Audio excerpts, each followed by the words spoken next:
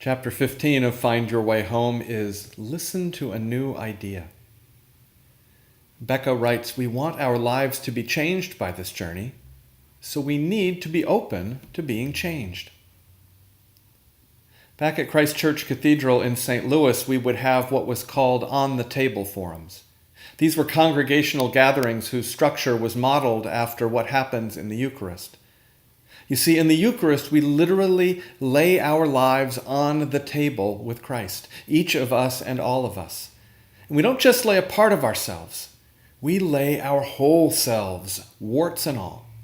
It's why before the offertory we say the words Paul wrote to the church in Rome, I appeal to you, sisters and brothers, by the mercies of God, to present yourselves as a living sacrifice, holy and acceptable to God, which is your spiritual worship. In an on-the-table forum, people took turns speaking, and the speaker could talk about anything that had to do with our common life. The rules were pretty simple. Whatever was said had to be said in love for the building up of the body of Christ. Second, there was no debate. You couldn't respond to what another person had said. What was said was just laid on the table and it was there. 3, if conflicting things were laid on the table, well, we just let them sit next to each other, and we didn't try to resolve the tension.